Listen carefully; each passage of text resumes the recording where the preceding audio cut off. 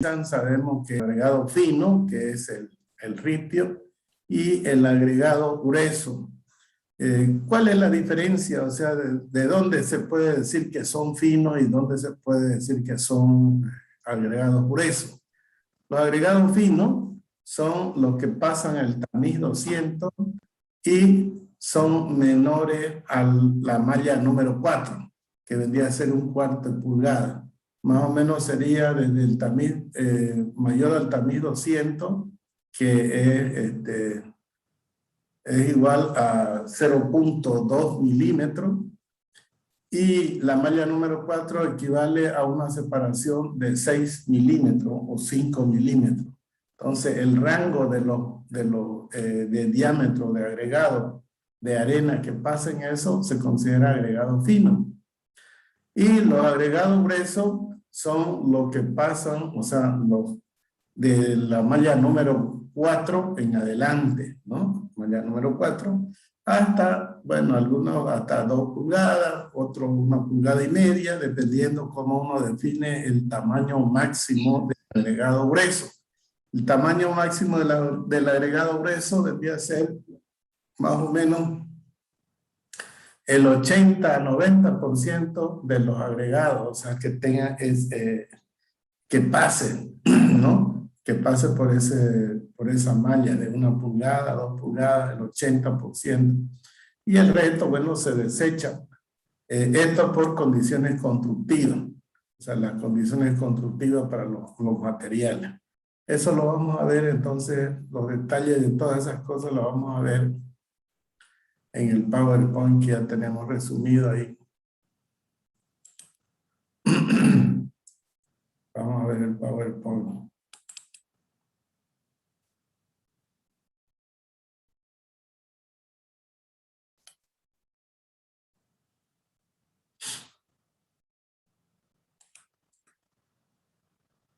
Bien, ¿estoy compartiendo? No.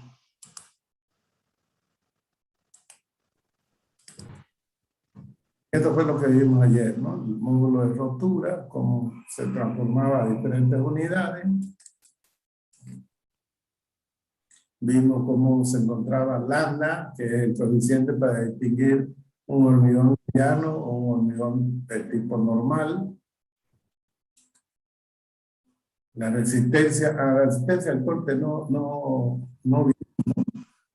Bien, solamente habíamos dicho de que la resistencia al corte no hay pruebas de laboratorio que midan la resistencia al corte puro, o sea, corte que no haya otro esfuerzo. Siempre el corte va a estar con esfuerzos de flexión. Entonces, por lo tanto, no va a haber corte puro. Quizás vamos a encontrar la resistencia a la tensión oblicua, que va a tener una componente horizontal y una componente vertical. Entonces va a haber una fuerza oblicua. Se la llama fuerza oblicua. Bien, como no se puede entonces encontrar la resistencia al corte puro, se tiene también que en la realidad esa resistencia del corte, de la tensión al corte, está entre 1/3 y 1/4 de la tensión de compresión, es decir, de 0.33 a 0.80. Y evidentemente la tensión del hormigón está, pero no directamente por la resistencia, sino directamente proporcional por la raíz cuadrada de la resistencia. Ya vamos a ver después cómo es el valor, cuánto es el valor. Simplemente aquí estamos definiendo nomás. En el capítulo 8 es donde vamos a ver corte. ¿Listo?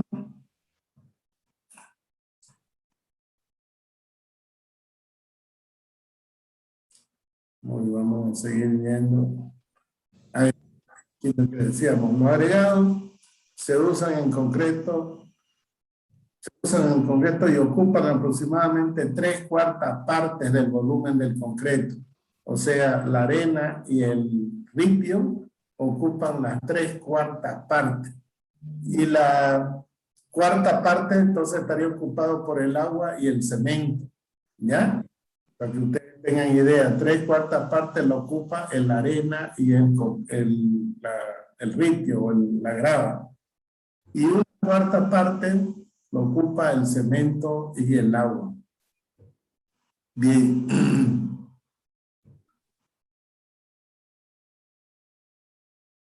Entonces, ¿por qué? Una de las consecuencias, ¿por qué también se buscó esa combinación? Porque evidentemente pues, el ripio y la arena es más barato que el cemento. Entonces, se ha optimizado el laboratorio y todo, obteniendo la mayor parte de estos agregados y optimizando la cantidad de cemento y agua. Entonces, es deseable usar, dice, la mayor cantidad de agregados, la mayor cantidad que sea posible. ¿Para qué? Para que salga un hormigón económico, porque el cemento es caro. Ahora, se emplean tanto agregados finos, usualmente arena, como gruesos, usualmente grava o piedra triturada. Cualquier agregado que pase la malla número 4, malla con alambre separado 1/4 de pulgada entre sí, en ambas direcciones, se considera un agregado fino, que no pase esta será, ¿no? Pero el material de mayor tamaño es agregado grueso. Entonces, todos los materiales que llegan hasta la malla número 4 son agregados finos. Está un poco mal la redacción aquí.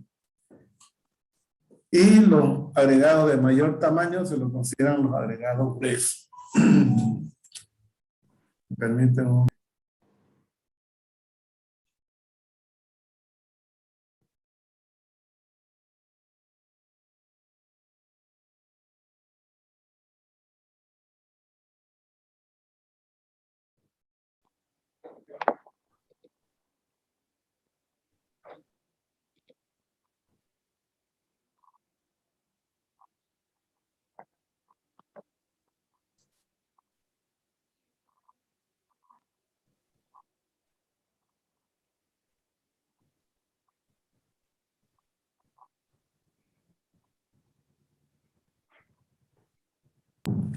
Bien, vamos a continuar.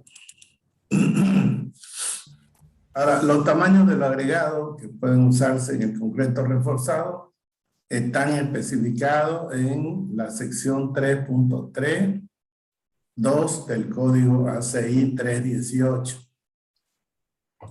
Estos valores límites siguen los siguientes criterios. 1/5 de la dimensión más corta entre los lados del encofrado. O sea, yo tengo una viga, por ejemplo, de 30 por 15, aquí como se está mostrando, y aquí está su encofrado. Entonces me dice que puedo tener un agregado máximo de 1/5 entre la dimensión menor. 30 es mayor, 15 sería la menor, entonces 1/5 de 15 sería 3 centímetros. Eso podría tomar como agregado grueso, agregado máximo grueso, ¿ya? El límite, es decir, el tamaño máximo sería 3 centímetros.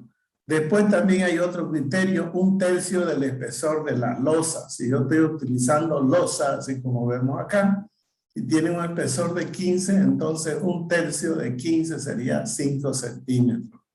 Entonces, para losa podría utilizar 5 centímetros, es decir, 2 pulgadas. Otro criterio sería 3/4 de la separación libre mínima entre las varillas de refuerzo. Aquí, por ejemplo, tengo una separación de 5.59. Entonces me dice que el máximo, el agregado máximo, sería 3/4 de esta separación libre. Entonces pongo 3/4 de 5.59, perdón, será igual a 4.2 centímetros. Entonces, así podría definir yo más o menos el agregado máximo, el tamaño máximo de los agregados. ¿Listo? Aquí entonces tenemos un ejemplo bien práctico para poder determinar el tamaño máximo de mi agregado. En el mercado, o sea, en el mercado de ventas de materiales, cuando uno va a encargar un material, bueno, uno va y encarga de acuerdo a sus requerimientos.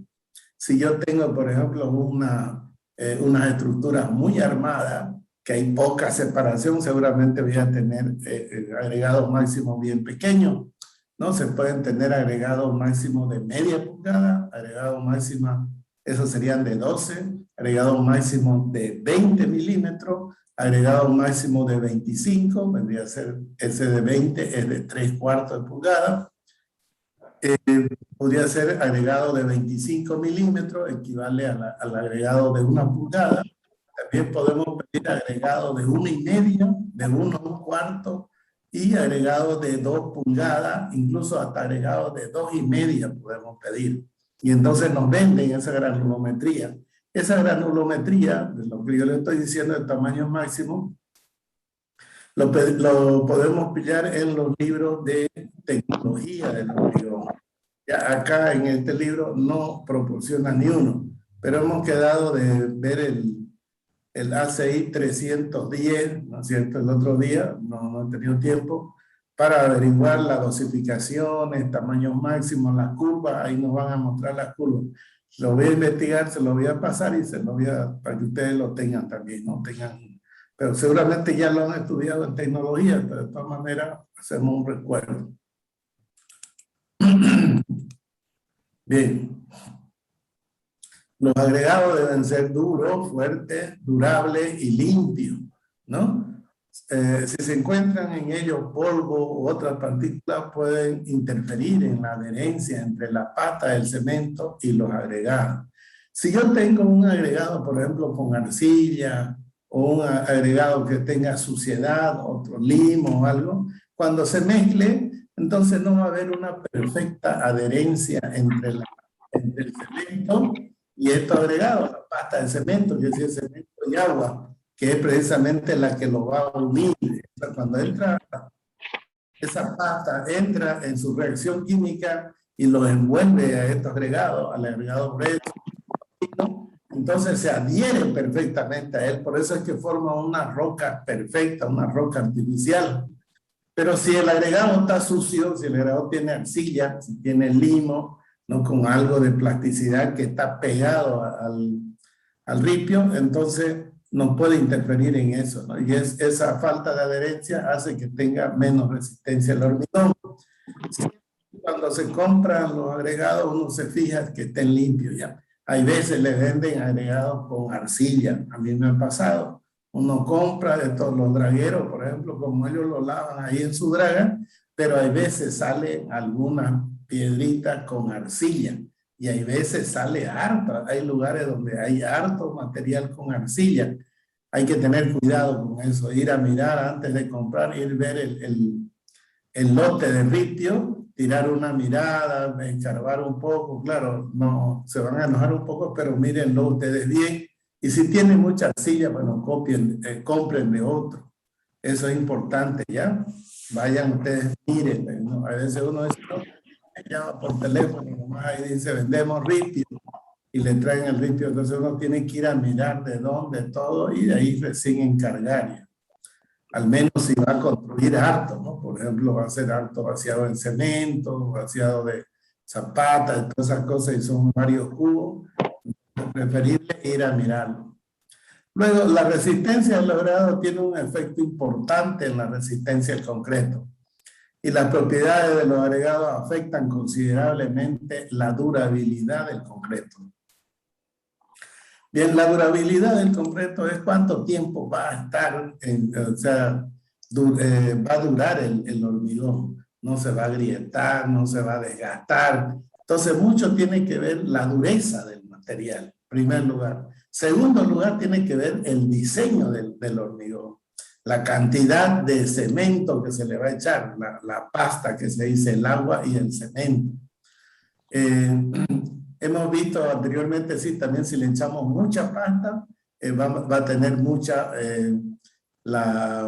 ¿cómo se llama? La cedencia plástica o la fluencia plástica del hormigón cuando tiene mucha pasta. Es decir, que también meterle mucho cemento también no es tan bueno. Pero si le echamos una relación agua-cemento baja de 0,40, ¿no? Hacia arriba, de 0,40 hasta 0,48, por ejemplo, una buena relación, donde el hormigón nos va a dar hormigones resistentes, no desgastables. O sea, mientras más fuerte es la pasta, hay menos desgaste, o sea, deja que se desprenda, por ejemplo, del paso de los vehículos, hace que la arena se vaya saliendo, o sea, vaya desprendiéndose de la pasta, se va desprendiendo, bueno, esa pasta cuando endura, ¿no es cierto?, es el que lo aglomera, pero si esa es débil, entonces con el paso de los vehículos se va desgastando, incluso se ven hasta el ripio, no sé si ustedes han caminado en alguna calle, avenida, donde se ve el ripio y es nuevo el pavimento, entonces quiere decir que no era bueno el hormigón, es decir, no tenía la resistencia necesaria. En la cuestión del pavimento, la resistencia, hay veces uno dice, no, que cumpla la resistencia 210. No, no sirve el hormigón 210 para pavimento. ¿Por qué? Porque tiene mucho desgaste. Tiene que ser un hormigón 250 o más para pavimento. Ustedes me dirán, pero no, si la losa no está sometida a mucha flexión. Evidentemente, pero el desgaste es el problema. El desgaste es el problema. Por eso, un mínimo de cemento para pavimento tiene que ser 350, mínimo. De ahí para arriba la cantidad, o sea, la cantidad de cemento, 350 para arriba. ¿Ok? Dependiendo del tipo de pavimento. Si hay alto tráfico y el tráfico es pesado, peor todavía. Entonces, afecta mucho, ¿no? Y si es que el agregado es malo, si el ripio, por ejemplo, es poroso, desgastable, entonces no va a aguantar al desgaste. ¿Listo? Más rápido se va a desgastar, se va a comenzar a desprender, a quebrar el ripio y ese pavimento no va a servir. En cambio, para estructura, para vía, para estructura, la falla será por deformación, ¿no es cierto? No por desgaste, por deformación, por los esfuerzos.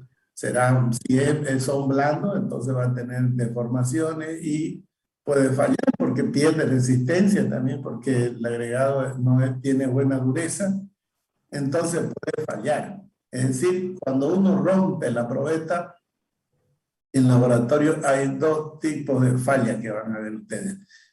La probeta falla y fallan los agregados. Se ve que falla el hormigón, la pasta de hormigón, bueno, que ya no es pasta, ya se endurece el hormigón, es decir, la arena y el cemento, y la falla rompe el agregado.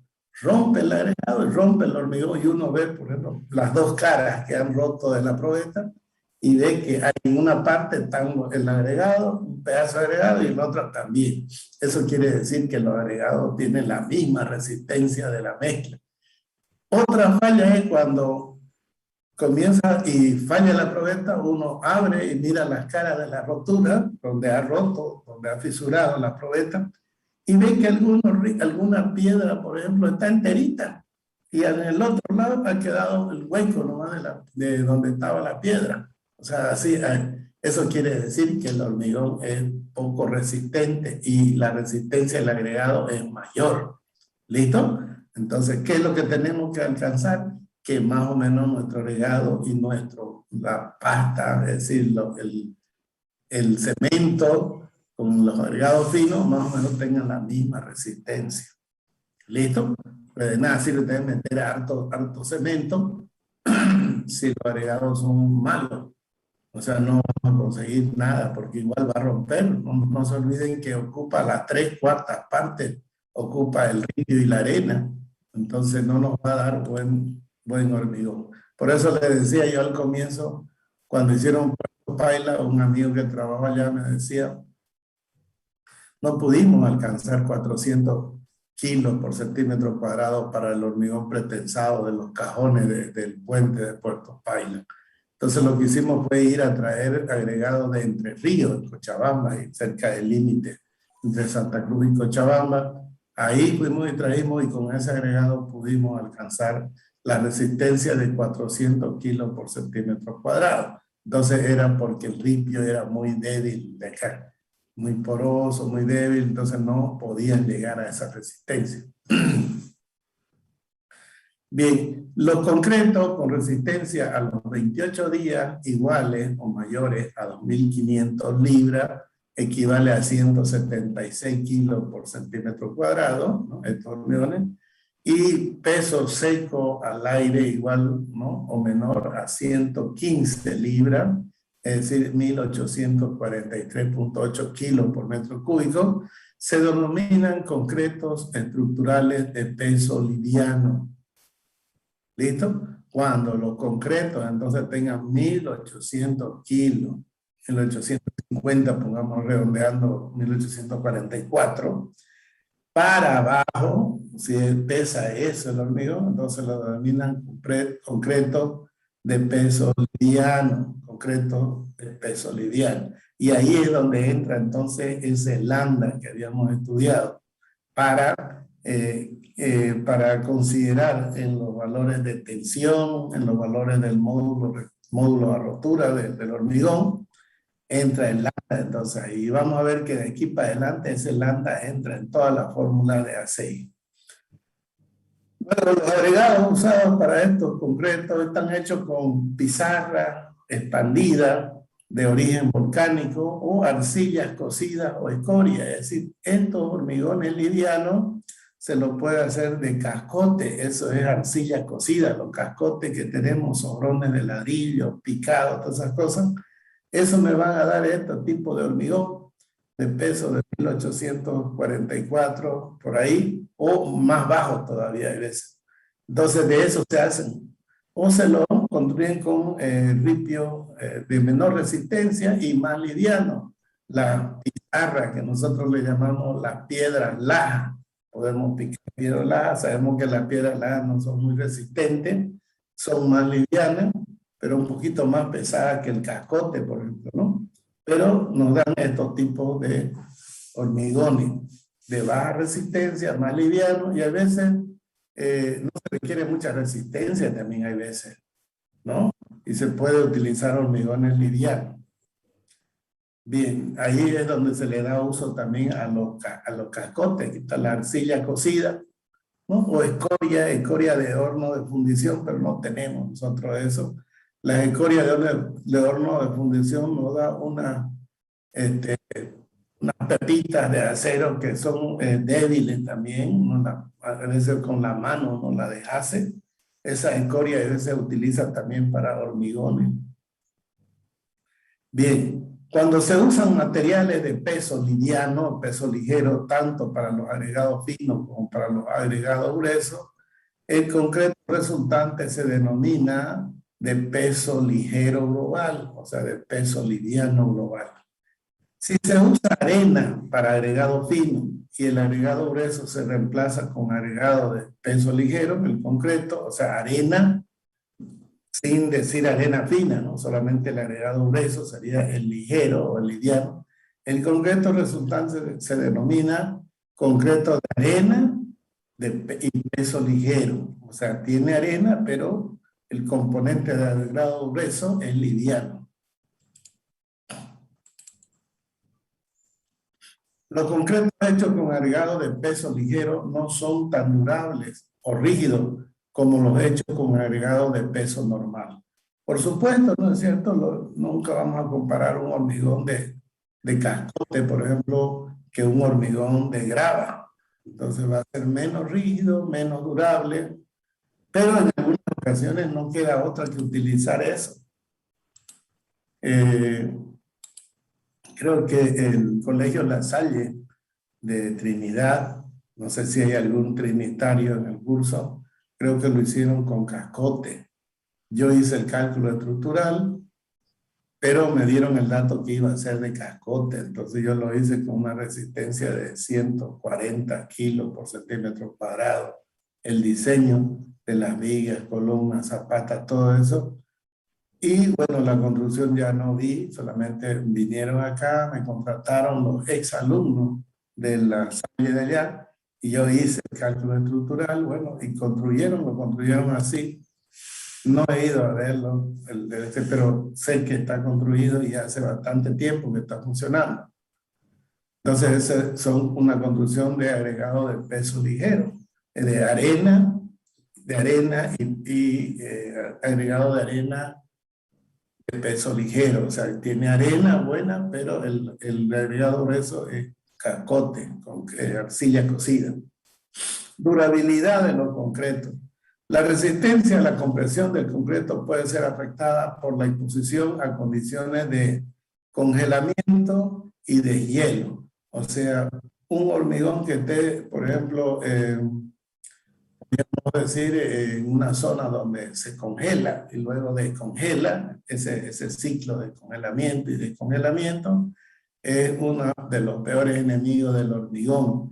Entonces, ¿por qué? Porque se dilata, se contrae, se dilata, se contrae y ahí va a perder resistencia. Entonces, de muchos ciclos de congelamiento y de hielo, congelamiento y descongelamiento.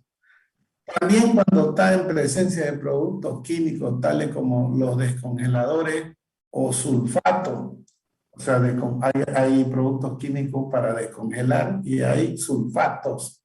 Los sulfatos están en el suelo, a veces tiene en las capas de nivel freático hay sulfato. También los sulfatos se producen por las filtraciones del alcantarillado sanitario, tiene sulfato, ¿no? Se producen los sulfatos en la descomposición orgánica de los desechos domiciliarios. Entonces también se forman sulfatos, hidruro, cloruro, amoníaco, ¿no? Todos esos gases tóxicos también atacan al hormigón, atacan a los poros y lo destruyen el hormigón. Yo cuando comencé a trabajar en Cordecruz, me acuerdo, era de la parte de estructura, llegaron del campo, ya habían hecho unos tanques más antes, y llegaron los comunarios, los representantes de una comunidad, con un saco en la espalda, una bolsa, y traían arena y fitio, ¿no? Todo de hecho. Entonces venían a decir que el tanque que le habían construido ya antes que yo entré, estaba yéndose. Entonces a mí me pasaron un informe y me dijeron que vaya a inspeccionar, a hacer el informe y todo.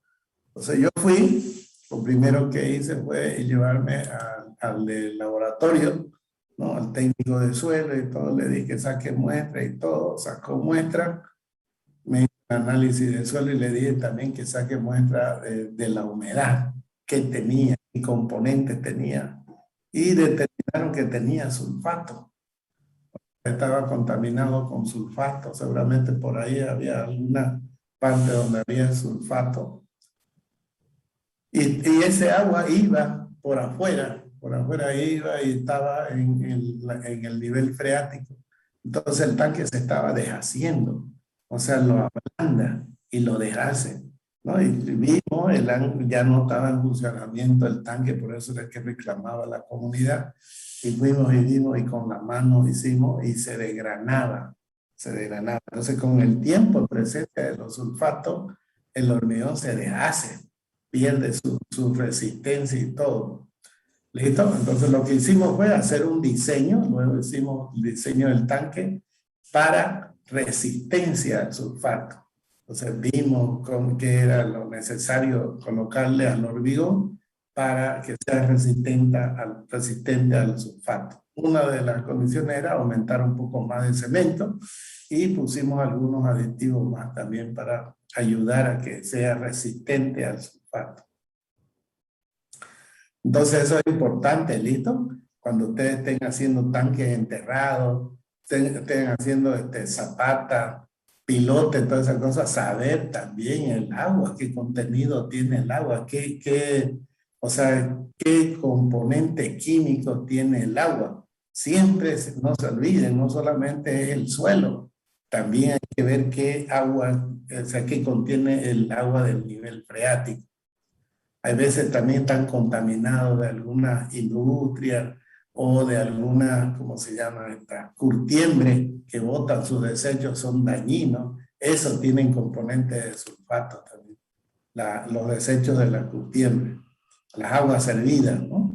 Hay veces agarran y la botan ahí a algún arroyito o alguna quebradita y esa va contaminando el nivel freático. Bien, también se puede, hay que ver para la durabilidad del concreto que puede requerir una resistencia a compresión mayor cuando o sea, una mayor o una proporción menor de agua-cemento. Esta relación agua-cemento es importante en el diseño del hormigón, que las requeridas para soportar las cargas calculadas, es decir, las condiciones, ya sea como les decía, el nivel freático, las condiciones ambientales, o en una industria donde se emitan gases, ¿no? Gases con compuestos de sulfato, como le decía, amoníaco, cloruro, hidruro, esos gases podrían dañar, penetrar y dañar la armadura, entonces pone en riesgo. Y ahí entonces para evitar que haya mucha fisura, le aumentamos la resistencia al hormigón. Hemos dicho que mientras más resistente, menos fisura hay. Entonces se le aumenta, pero no por la carga de la estructura, sino porque la exposición, el ambiente que va a estar expuesto. ¿Listo? Entonces hay que tener en cuenta eso. Una es la resistencia por carga de uso y la otra es por la exposición. A veces nosotros nos olvidamos del ambiente donde va a estar expuesta la estructura y nos dedicamos solamente a calcular la resistencia. Entonces hay que tener en cuenta el ambiente de exposición, que hay gases, hay agua, que hay, dónde va a estar expuesta la estructura. Si va a estar expuesta, por ejemplo, a las aguas de mar. Las aguas de mar también tienen mucho cloruro, entonces son saladas, ¿no? Tienen mucha sal. Entonces también atacan al hormigón. Ahora, se requiere que el proyectista determine si son más restrictivos los requisitos de sustentación de carga estructural o los requisitos de durabilidad que especifiquen requisitos más restrictivos para el valor de la tensión del hormigón, F'C. La proporción de agua a cemento y el contenido de aire es importante, entonces hay que hacer, como aquí nos está diciendo, el ingeniero proyectista tiene que hacer un balance de qué es más prioritario, las cargas a las que va a estar sometida la estructura o la exposición ambiental. Hacer ese peso. Primero diseño y veo, con una resistencia y luego veo la exposición, de repente me pide más resistencia. Bueno, tengo que aumentarle debido a la exposición. Si la exposición, el ambiente donde va a estar expuesto no es nocivo, entonces lo que manda serían las resistencias de las cargas, debido a las cargas que va a estar sometido. Eso en cuanto a la durabilidad del concreto. Otra recomendación también para que el concreto sea durable no es, o sea, hay que cuidar la proporción de arena. A veces la arena es mucha, muy fina o más arena que ripio. Cuanto más arena tengo, entonces el hormigón va a ser menos resistente. En otras palabras, si yo tengo un hormigón, por ejemplo, y lo hago de puro arena y cemento sería un mortero, ese tiene menos resistencia que un hormigón, porque tiene mucho agregado fino. Entonces tampoco sirve echarle mucha arena, ¿no? A veces se le mete arena para que sea más trabajable. Es más trabajable para los trabajadores, sí, pero para la durabilidad no. Dura menos. Eso hay que tener en cuenta. También, si la arena es muy fina, también este hormigón no es durable. ¿Listo? Puede ser una pasta que se dure, rígida, todo, pero es muy frágil, muy frágil. Entonces, y también al desgaste no sirve. Por eso los pavimentos con una arena muy fina no sirven. ¿Por qué? Porque se desgastan. Al paso de los vehículos se lleva rápido la arena fina y cuando acordamos queda así, sin arena, el ripio nomás se ve y de ahí comienza a salirse el ripio también y falla el hormigón. Yo he visto aquí en Santa Cruz, si salimos a dar una vuelta, van a ver alcantarillas, puentes, que están ahí con el agregado y ya se ve el fierro. Entonces, eso quiere decir que está mal el diseño, la durabilidad está mal, o está mal la resistencia, o tiene mucho agregado fino. Bien. Ahora vamos a hablar del acero de refuerzo. Bien, el acero de refuerzo usado en la estructura es de forma de varilla redonda o de mallas electrosoldadas. Son mallas que vienen con cuadrados, ya vienen acá, por ejemplo, en ferrotodo, y diré en, ¿cómo se llama el otro?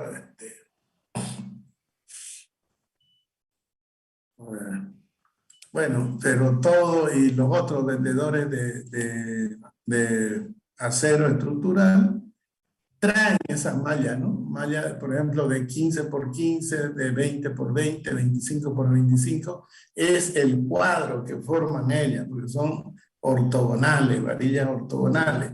Y ya se utilizan esas mallas para colocar, por ejemplo, en losa, ¿no? Para refuerzo o para evitar la fisuración de la contracción. Entonces, esos son los, el concreto que se usa, varillas redondas. Hay varilla redonda lisa y varilla redonda corrugada. Las varillas varían, depende del fabricante, la corrugación, el tipo de corrugado que le hace, varía del tipo. Antes, en los Estados Unidos, se usaban varillas cuadradas, entonces se usaban seguramente por el molde o qué sé yo, la fábrica, ¿o no? Se usó buen tiempo y por eso es que utilizan alguna nomenclatura debido a esas varillas cuadradas. Esto vamos a ver. La varilla puede ser lisa o corrugada, hemos dicho.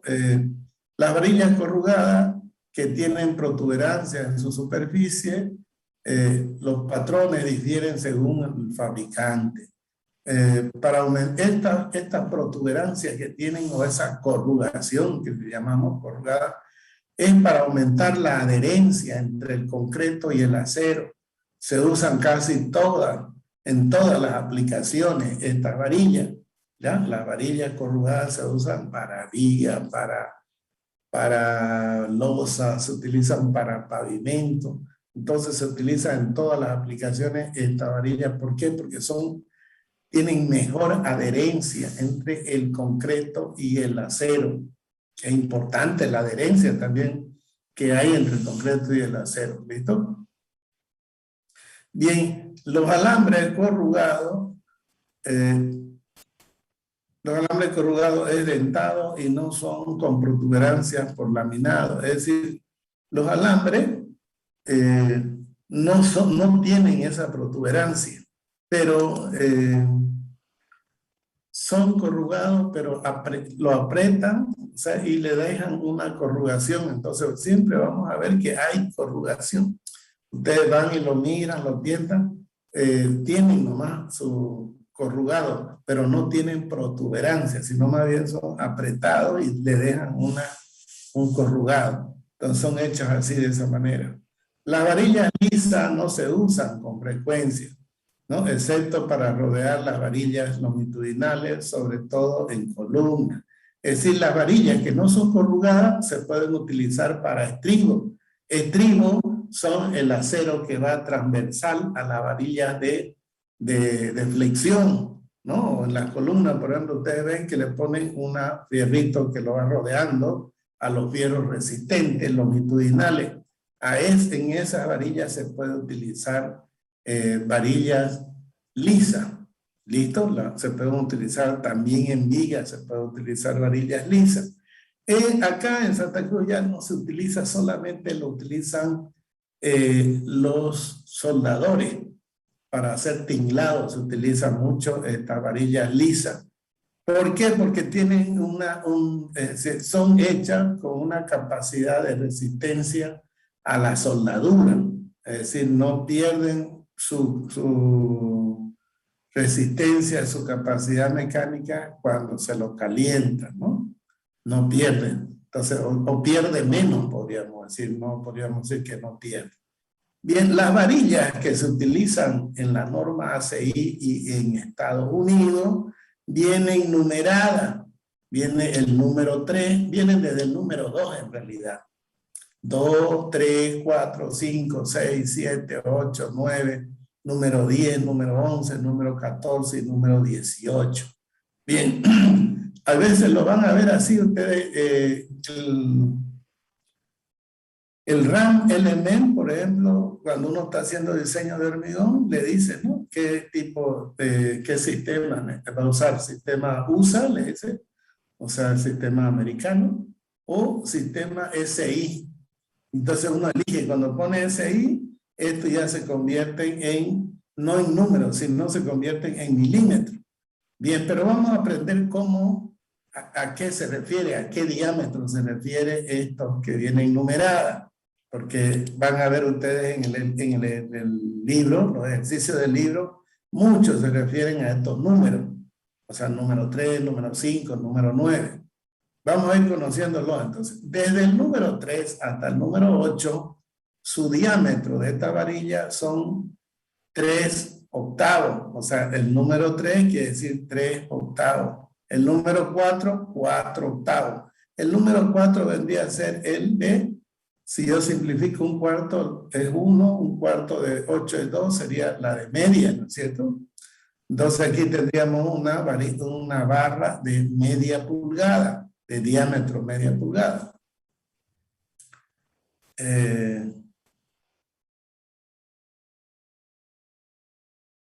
Sí, está bien, media pulgada, ¿no?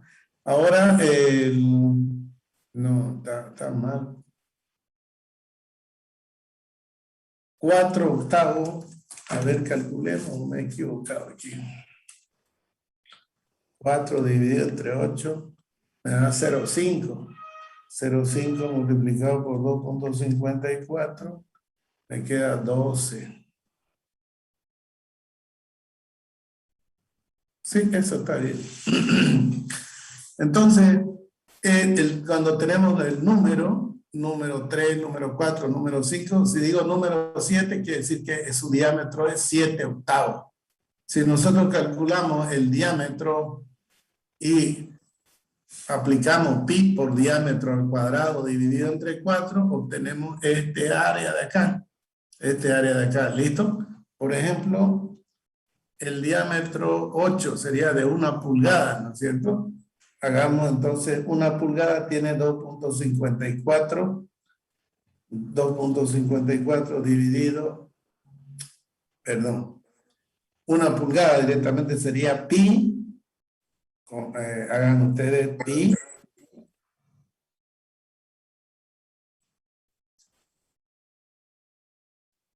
Pi por 1 pulgada al cuadrado, entonces sería 1 al cuadrado dividido entre 4, me da 0,785, ¿no es cierto? Y si hacen 3 octavos, 5 octavos, van a encontrar este área. Entonces, este área elevado al cuadrado por pi dividido entre 4 me va a dar este área. Entonces, estas son áreas de estos fierros, ¿ya? Son fierros redondos. Lo he puesto en amarillo la tabla para que ustedes puedan sacarle fotos, vean. Luego, tengo el número 9. El número 9 al número 10, 11, hasta el número 14, estos no son, o sea, no son diámetro. Este número 9 no es diámetro. El número 9 de la varilla de la norma STM, de la norma ACI que utilizan en Estados Unidos, el área equivale a un cuadrado de 1 pulgada por 1 pulgada, lo que les decía antes, que utilizaban secciones cuadradas, varillas cuadradas. Entonces la número 9 es eso, es un área de 1 pulgada cuadrada, fíjense acá, y equivale a un rectángulo entonces de 1 por 1, me da 1 pulgada cuadrada. Esto si yo agarro y calculo el diámetro, porque en realidad ya no vienen cuadradas, sino que su área es equivalente a un cuadrado. Vienen en varillas redondas. Entonces yo con este área puedo despejar, ¿no es cierto? Yo sé que el área es igual a pi por diámetro al cuadrado sobre 4, despejo el diámetro y va a ser la raíz cuadrada de 4 veces al área dividido entre pi. Sacando eso me va a dar 1.128.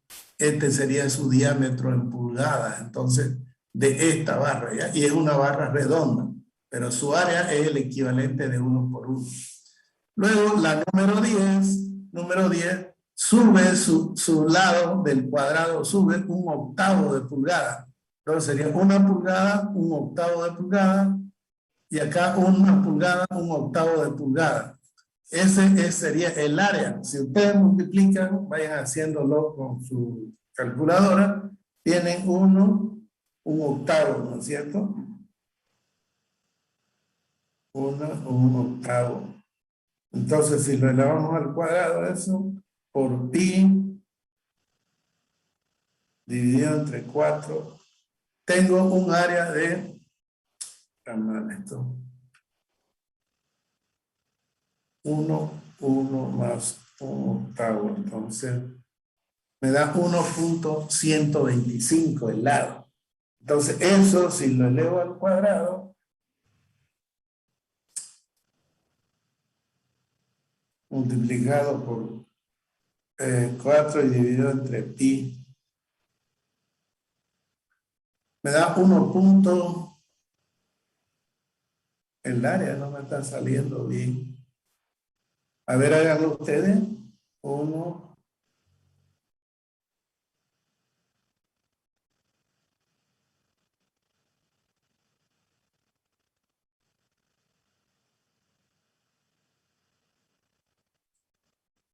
1.015 me sale.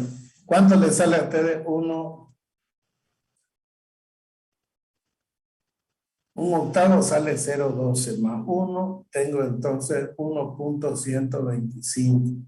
Si lo leo, 1.125 por 2.125.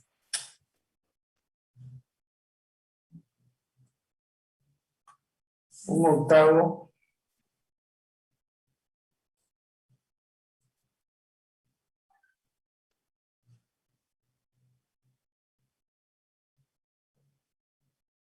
ya, correcto. O sea, un octavo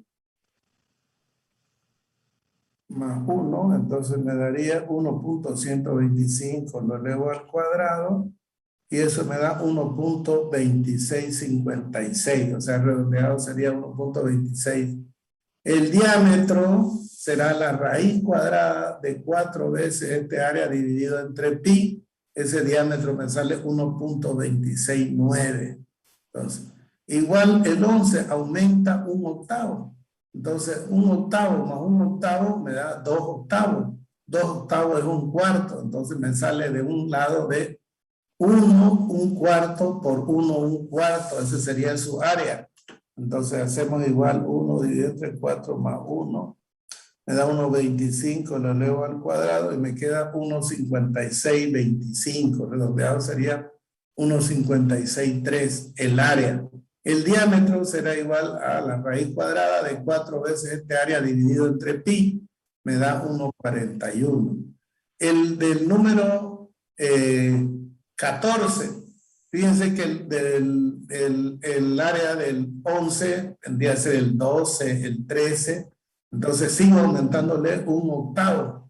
Aquí hemos dicho 2/8. El número 12 sería 3/8. El número 14 sería, perdón, el número 13. A ver, hay que seguir sumando 1/8. La cosa es que el número 14 me va a dar 1 pulgada, 4/8. Entonces, haciendo la simplificación, me queda 1,1 ¿Listo? Y ya tengo un área rectangular de 1,1. Va siguiendo la numeración y va aumentando 1/8. Igual, entonces, si seguimos hasta que llegamos al número 18, entonces tenemos un rectángulo de 2 por 2, por lo tanto el número 18 será un cuadrado, o sea, el área de un cuadrado de 2 por 2, que directamente me da 4 pulgadas cuadradas. A esta le saco el radio, o sea, ese sería el área de un cuadrado, pero para saber el diámetro de una varilla circular, entonces hacemos eso, raíz cuadrada de 4 veces este área dividido entre pi. Eso me da 2.257. Estos serían los diámetros en pulgadas de las barras. Las barras ya vienen todas en barras redondas. ¿Listo? Solamente esto es puesto para el equivalente, las áreas que tienen estas barras. Así se las fabrica, entonces se mantiene eso. Las barras 10, 11, ¿no? Son las más usuales, las 12 y las 13 son a pedido especial. Las barras también del 14 directamente pasan al 18. No existe la barra número 15, número 16, número 17. Directamente pasa esto. Nosotros, o sea, nosotros ya vamos a ver la comparación de nuestros diámetros en milímetros con los diámetros de ACI. ¿Para qué esto? Porque van a decir, ¿para qué vamos a aprender una nomenclatura que no vamos a utilizar? Es verdad. Pero para estudiar, para corroborar los resultados, necesitamos hacer una comparación. ¿Listo? Bien. Bien, vamos a hacer la comparación aquí con los diámetros nuestros. No sé si se ve claro. ¿Se ve? Hola. ¿Se ve, ingeniero? Ahí se ve bien. Entonces vamos a ver lo que Se ve utilizamos. bien, Inge. Los diámetros que utilizamos en Bolivia. Aquí tenemos los diámetros nominales. ¿Por qué se le llama diámetro nominal? Se llama porque es nominativo. De repente no es real. ¿Listo? De repente no es real. Y vamos a ver por qué. Aquí están los diámetros que les llamamos. ¿Por qué? Porque la fábrica no vienen pues en milímetros. Generalmente las fábricas vienen de Estados Unidos, de alguna fabricante de Estados Unidos lo vende y lo estamos utilizando en Brasil, en Chile, en Argentina. Bueno, ahora ya tenemos una fábrica, ¿no? Creo que Las Lomas ya va a producir o produce ya fierro. Entonces ojalá sea una ventaja para nosotros, baje un poco el acero y haya más construcciones en Bolivia. Vamos a ver entonces el diámetro nominal que utilizamos, hay de 4.2 que se llaman alambrón, también se le llaman a eso.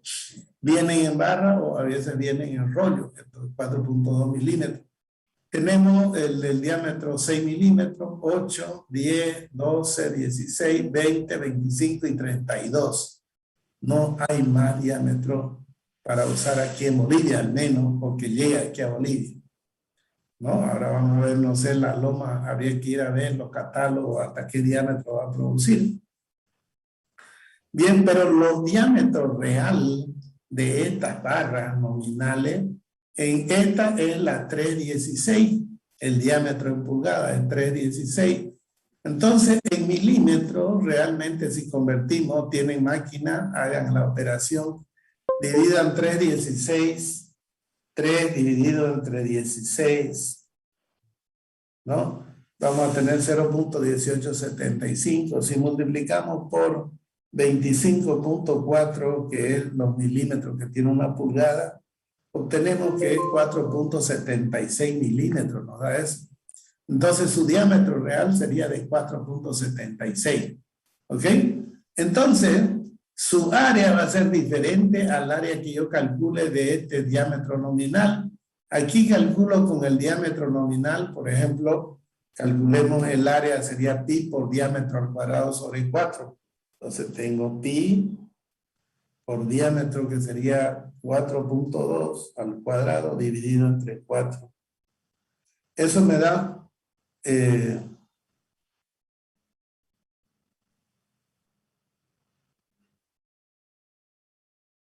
Ahí. 1. Bueno, que lo hice mal aquí. 4.2 está en milímetros, ¿no? Tengo que convertirlo a centímetros, porque el área lo calculo en centímetros.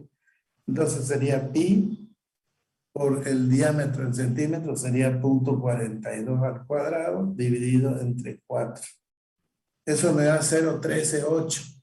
Entonces, redondeando sería 0.14, ¿no? Redondeando a 2 decimales. El diámetro nominal, por eso está con verde. Ahora, si nosotros queremos saber su diámetro real de esta, así como vienen en esta en pulgada, entonces vamos a tener el diámetro real acá. Y como tengo el diámetro real aquí, entonces voy a tener el área real acá. Sería igual a pi por el diámetro real que es .476 centímetros, 6 centímetros al cuadrado dividido entre 4 me da 0,1779, o sea, redondeado sería 0,18 centímetros cuadrados. Ahora, si nos fijamos del área nominal y el área real, entonces el área nominal es mayor. Igual también nos va a suceder con el peso que tenga por metro lineal. El peso que tenga por metro lineal nominal me va a dar 0,109 kilos por metro lineal. Sin embargo, el real es 0,140 kilos, o sea, mayor. Bien, fíjense, por eso esa parte nominal y a veces confunde, ¿no? Y el calculista a veces también puede cometer error así. Entonces, por eso es que le presento esta tabla. Aquí están los diámetros nominales y aquí está el real. El diámetro nominal de 6 tiene su diámetro real 1 pulgada. Y 1 pulgada equivale a 6.33 milímetros. No es 6 milímetros, es un poquito mayor. Por lo tanto, su diámetro, el área nominal me va a dar 0,28. Sin embargo, el área real me da 0.0. Perdón, ¿qué es lo que estoy haciendo?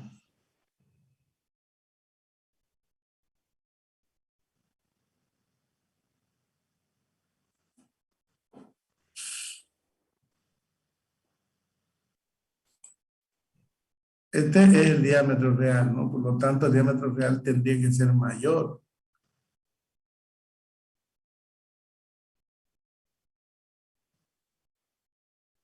Aquí está en pulgada, el diámetro real en pulgada.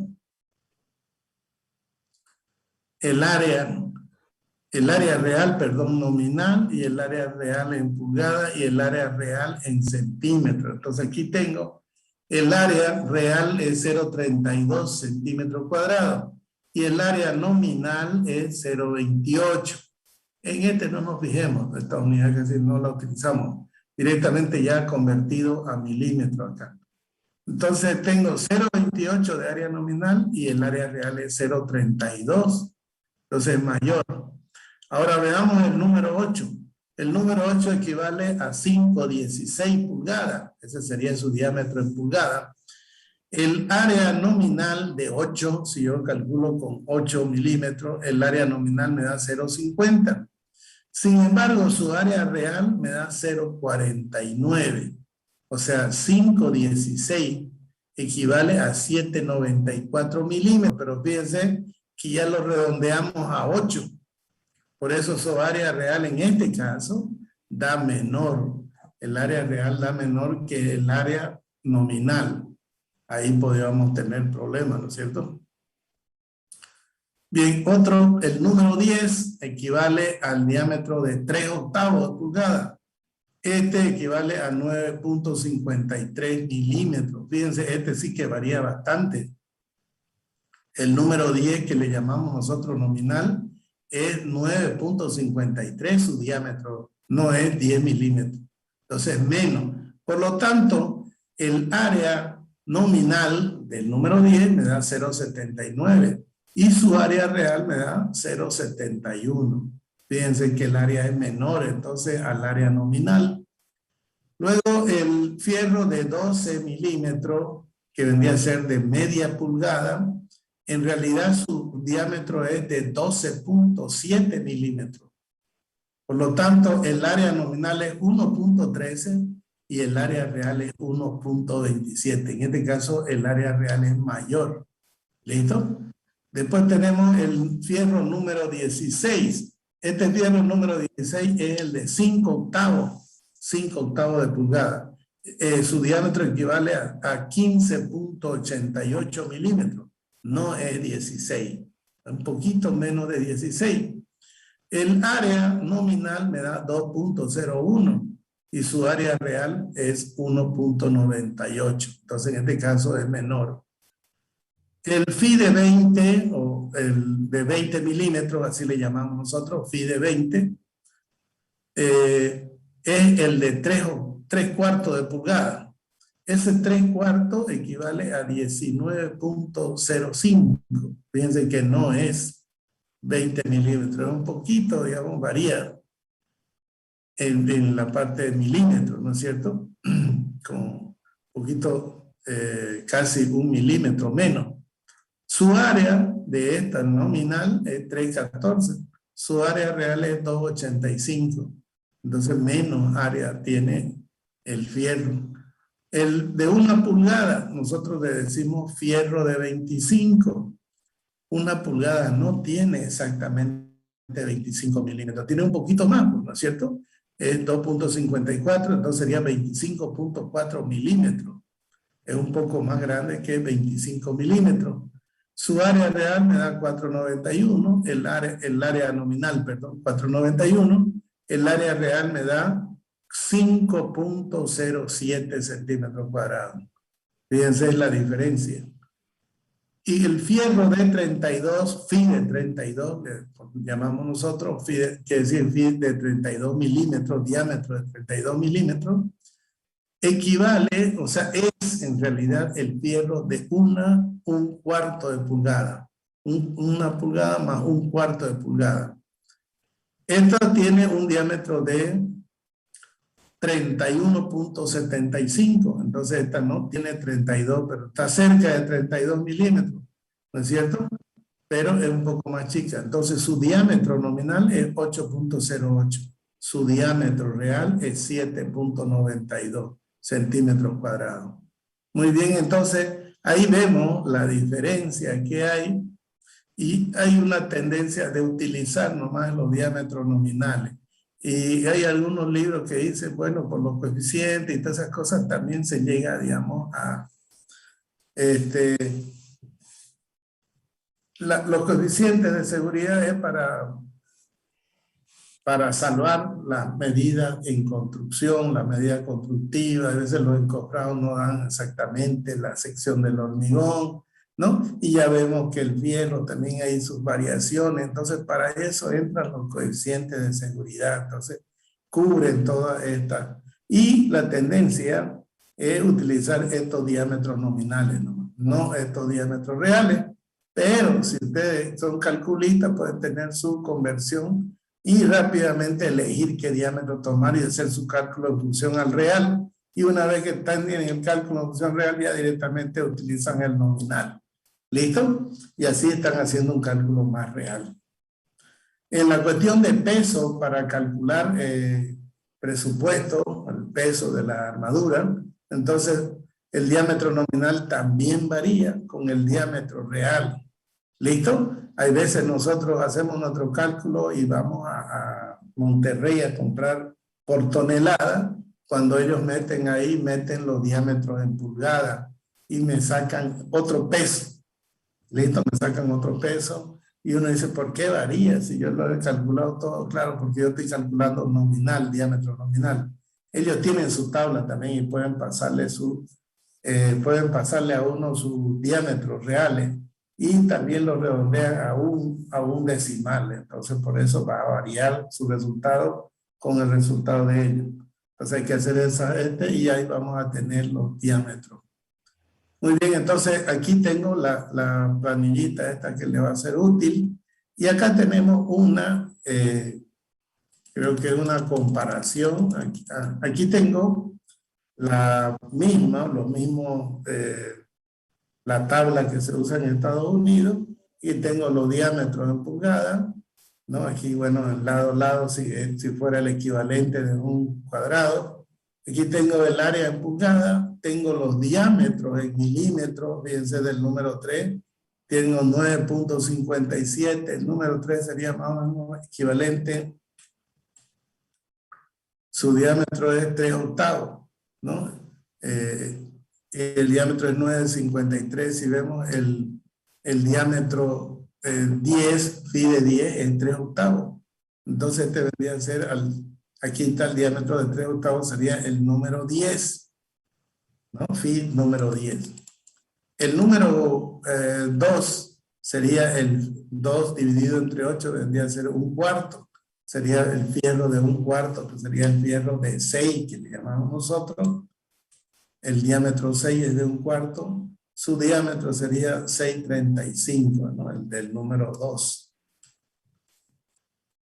Bien, entonces aquí calculamos el área en pulgadas, aquí su área en milímetros, perdón, el diámetro en milímetros, y aquí su área en centímetros y su peso en kilo por metro lineal también tenemos, cosa que podemos trabajar en el sistema internacional o en el sistema MKS, todos los ejercicios del libro y de ahí luego convertir el resultado final para comparar nomás los resultados. ¿Listo? Podemos hacer eso porque el objetivo pues no es a ustedes enseñarles a utilizar las unidades en inglés, sino que saberlas manejar, utilizar MKS, utilizar el sistema SI y luego convertirlo al sistema internacional para solamente verificar nuestros resultados y podemos estudiar entonces de cualquier libro que esté, de cualquier libro en inglés o que esté en sistema inglés, ¿no? Podemos utilizar. Y da bastante bien, o sea, los resultados así, comparándolo, da bien. Muy bien, vamos a ver qué más nos dice el libro.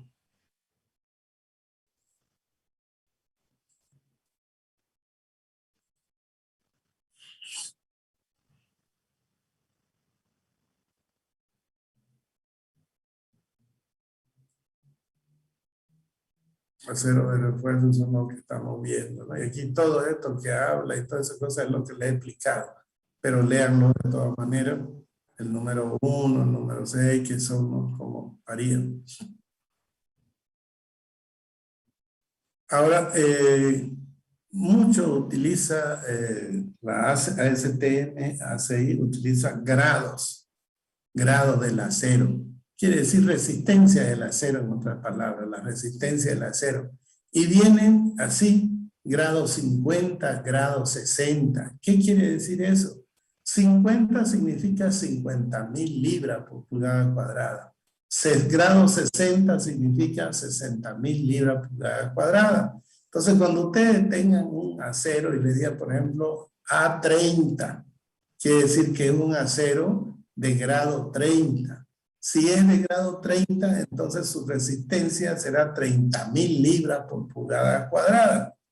Por ejemplo, ¿cuánto será su resistencia equivalente en kilos por centímetro cuadrado? Veamos. En realidad no hay el A30, ¿no? El A36. Entonces son 36,000 libras por pulgada cuadrada. Multiplicamos por su factor de conversión, que es 0.074, ¿no? 73. Multiplicamos y nos da equivalente al hormigón de 2.530 kilos por centímetro cuadrado. No sé si ustedes se acuerdan, cuando han llevado resistencia a materiales, hablamos de resistencia de 2.500. El acero, precisamente este es el acero de barras dulces, de barra lisa, ¿no? Y se le llama también acero dulce, ¿no? Su resistencia es 2.500 kilos por centímetro cuadrado. Entonces, no se usa para estructura, ya no se usa, se usaba antes. Ahora se usan de 60,000 para arriba, 60,000 libras. 60,000 libras, si ustedes multiplican también 60,000, agarran su calculadora, multiplicado por 0.0703, equivale a 4.218, es el que utilizamos. Acero de 4.200 kilos por centímetro cuadrado, ese es de grado 60. También se utiliza el acero de grado 70, entonces son 70,000 libras. Ustedes hagan con su calculadora, 70,000 multiplican por 0.073, le va a dar 4.921. Aquí nosotros tenemos el de grado, o sea, la resistencia de 5,000 kilos por centímetro cuadrado. Entonces, incluso hay intermedios, ¿no es cierto? Hay el de 4.600 que en la norma española tienen de 4.100, 4.600 y el de 5,000, ¿no? Creo que tienen hasta de 5.100 grados, o sea, resistencia de 5.100. La ACI utiliza por grado, entonces. ¿Listo? Cuando estemos hablando de un grado, pues vamos a ver cuál es su resistencia. Bien, la ASTM, ¿no? Tiene la ASTM A615, son las varillas de acero de lingote lisa y corrugada. Hay lisa y corrugada. Estas varillas que deben estar marcadas con la letra S, bueno, eso es lo que siguen si es que la varilla lo hacen siguiendo la STM, tienen que ir marcadas con la letra S, ¿no? Por el tipo del acero. Son las varillas de refuerzo de uso más común en Estados Unidos. O sea, estas son las varillas de construcción, las más comunes. ¿Listo? Las varillas se clasifican de acuerdo con 4 niveles de resistencia mínima a la afluencia, sería 40.000, sería 280 megapascal, o 40.000 también sería igual a 200, serían 280 megapascal. Claro, en kilos por centímetro cuadrado sería 2.800 kilos por centímetro cuadrado, más o menos, ¿no? Haciendo la comparación. También estas son de 60.000, esta ASTM A615, 60.000. Esta hemos dicho que equivale a 4.200, ¿no? O 420 megapascal. Luego la de 75.000, o sea, vienen también de 75.000 libras, equivale a 520 megapascal o 5.200 kilos por centímetro cuadrado. También vienen de 80.000, fíjense que viene de 80.000 grados, 80.000 libras por pulgada cuadrada, sería igual a 550 megapascal o 5.500 kilos por centímetro cuadrado. Entonces, ¿no? Aunque el término lingote aparece en la leyenda de las especificaciones de ASTM, en el documento se utiliza la palabra carbono, o sea, son barras de carbono, entonces, ¿no? La palabra se usa carbono, entonces en vez de lingote. Bien, sabemos que el acero tiene, ¿no? Su porcentaje de carbono, es una cosa. Mientras más, creo, carbono tiene, mejor es la resistencia. Bien, lo importante sí es, porque ustedes van a estudiar y van a ver mucho en diferentes programas que utilizan, y dice, ¿no?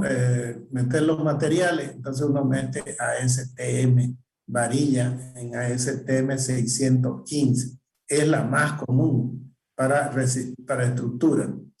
También tenemos la barra ASTM A706.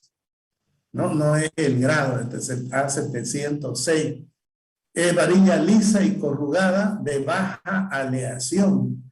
Estas varillas que deben estar marcadas con la letra W, ¿no? Por el tipo de acero, deben usarse cuando se requieren propiedades controladas a la tensión y a una composición química especialmente controlada para propósitos de soldadura.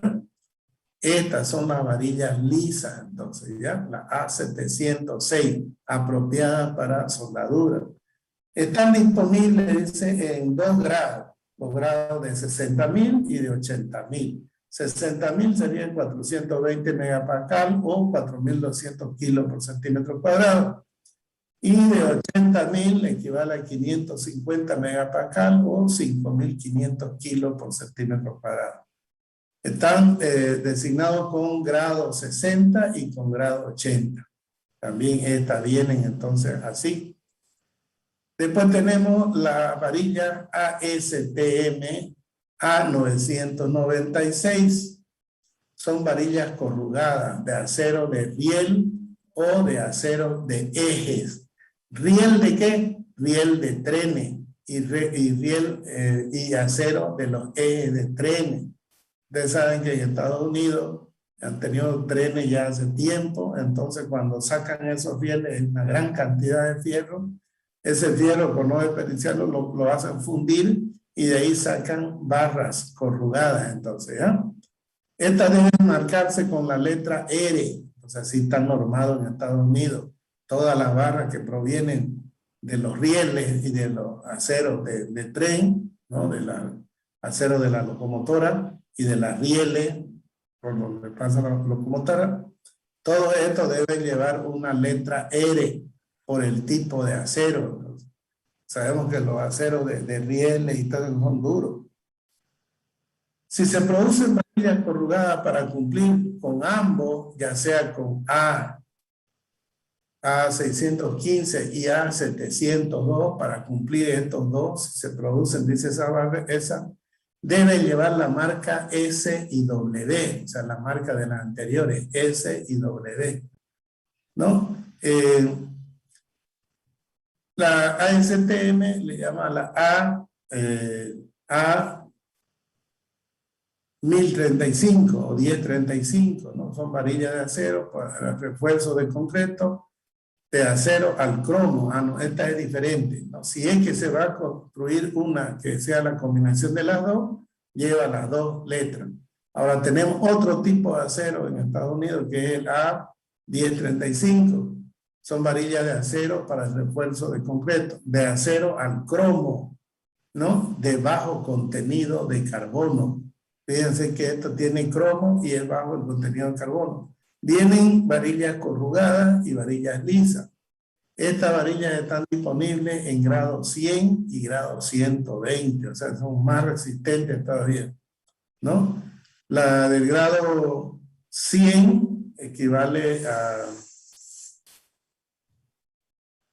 100.000, sería, ¿no? 100.000 libras por pulgada, para que hay un error.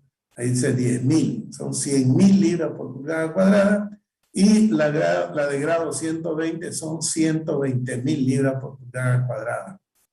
El uso de este acero de refuerzo de alta resistencia puede conducir a usar menor acero, y la resistencia a la corrosión es superior a la mayoría de los demás aceros, o sea, son los aceros al cromo, ¿no? Varillas de acero al cromo. Sin embargo, tiene la desventaja de requerir longitudes de desarrollo y de traslape mayor. O sea, esta de aquí, cuando usamos esta varilla, el problema es la adherencia, ¿no? Se requiere mayor longitud para desarrollo y traslape. Entonces, ahí ese sería su inconveniente de estas varillas de acero, pero tienen muy buena resistencia. Son las ASTM 1035. Entonces, resumiendo, tengo varilla en ASTM A615, que vendría a ser la común. Tenemos la A706, que serían las varillas lisas, también corrugadas, pero más destinadas para soldadura. Tenemos la varilla A996, que son las que se producen en Estados Unidos, ¿no? Perdón, la A9996. ¿Dónde está pues la de A996? Claro, son las que se producen del desecho de los rieles y de los de la locomotora, y lleva la letra R, ¿no? La otra A615 lleva la letra S, el A706W, y se pueden también producir la combinación que tengan las dos propiedades, dice, de A615 y A706. Entonces, las varillas llevan el nombre S, en la varilla ya vamos a ver dónde, S y W. Y por último, la varilla ASTM 1035 de alta resistencia, son varillas al cromo con bajo contenido de carbono. Entonces, el cromo le da la mayor resistencia. Para los proyectistas, en casi toda la parte de Estados Unidos, probablemente nunca encontrarán varillas de acero de riel o de eje, la A996, porque solo se encuentran en muy pocos lugares del país. O sea, en Estados Unidos no hay mucha la A996. En algunas partes de Estados Unidos fabrican, dice eso. Eso es lo que nos está diciendo. Ahora nos dice, de los 23 fabricantes en Estados Unidos de varillas de refuerzo en la lista de concreto, o sea, con reforzamiento de concreto de acero, ¿no? Instituto esto se llama el Instituto de Concreto de Refuerzo de Acero. Solo 5 fabrican varillas de acero de riel, y ningún fabricante varilla de acero de eje. O sea, ningún fabricante de Estados Unidos utiliza la varilla de eje, y 5 utilizan de riel. Entonces no sé para qué la pone, pero dice eso.